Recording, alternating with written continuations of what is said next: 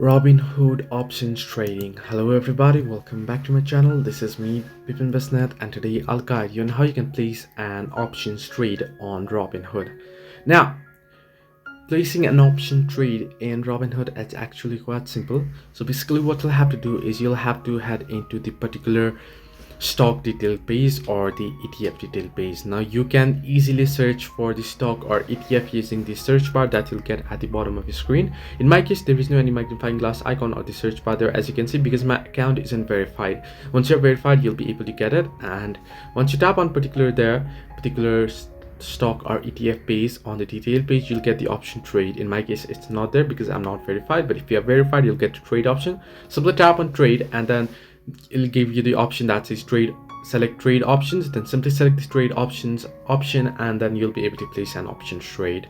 So this way you can place an options trade, or this way you can do the options trading in the Robinhood. Hope this helped you. Do like and subscribe, and do not forget to leave a comment down below if you have any further issues.